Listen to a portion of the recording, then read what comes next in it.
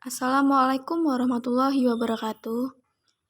Halo adik-adik, pada kesempatan ini kakak akan menyampaikan tentang konsep dan pengembangan pembelajaran IPS SD pada kurikulum 2013 dan IKM. Sebelumnya perkenalkan saya Siti Rohima dengan NPM 5021085.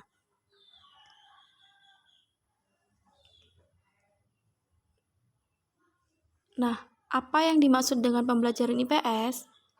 Yang dimaksud dengan pembelajaran IPS adalah mata pelajaran yang mempelajari kehidupan sosial yang didasarkan pada bahan kajian geografi, ekonomi, sejarah, antropologi, sosiologi, dan tata negara dengan menampilkan permasalahan sehari-hari masyarakat. Selanjutnya, pengembangan pembelajaran IPS SD pada kurikulum 2013. Integrasi pembelajaran IPS pada kurikulum 2013 atau K13 di SD terlihat pada pemaduan pembelajaran IPS dengan pembelajaran lainnya dalam sebuah tema. Pada kelas rendah, mata pelajaran IPS ditiadakan, namun materi IPS terintegrasi ke dalam KD mata pelajaran lain, misalnya Bahasa Indonesia, PKN, dan Matematika. Jadi, secara ruh pembelajaran IPS masih ada, namun terlibat pada KD mata pelajaran lain yang dikaitkan melalui keterdekatan makna. Pada kelas tinggi, IPS memiliki kedudukan yang sama dengan mata pelajaran lain. Meskipun pembelajaran telah dilakukan secara tematik, namun KD untuk IPS tetap berdiri sendiri. Tujuan pembelajaran IPS SD pada kurikulum 2013. Yang pertama, memahami tempat dalam ruang dan waktu. Yang kedua, meningkatkan keterampilan hidup. Yang ketiga, mengerti pemilu dan demokrasi. Yang keempat, menekankan pada pemahaman tentang bangsa. Yang kelima, menekankan pada semangat kebangsaan.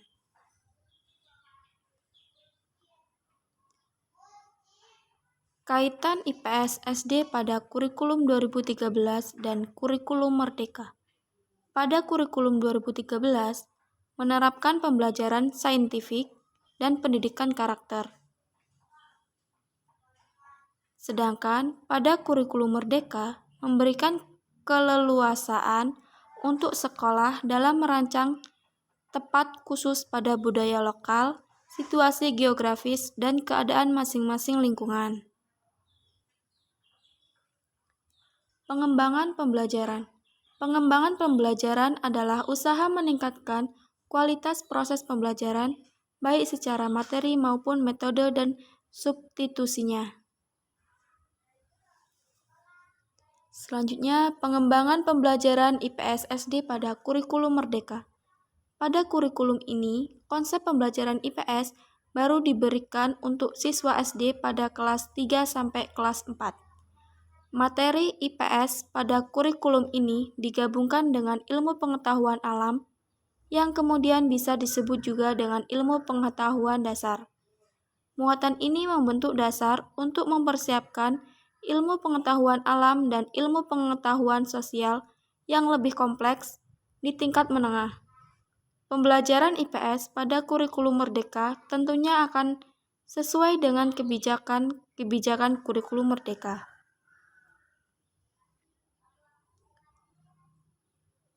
Next, implementasi kurikulum Merdeka dalam pembelajaran IPS SD. Yang pertama, menyesuaikan lingkungan siswa.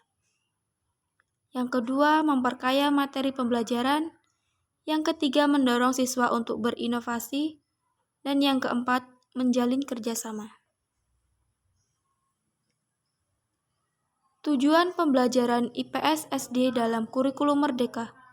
Tujuannya adalah agar peserta didik memiliki kemampuan untuk memahami konsep-konsep yang berkaitan dengan kehidupan masyarakat, serta memiliki keterampilan penting di tengah perkembangan dunia untuk bisa berkontribusi menciptakan kondisi kehidupan yang lebih baik. Sekian yang dapat saya sampaikan. Saya akhiri, wassalamualaikum warahmatullahi wabarakatuh. Sampai jumpa kembali.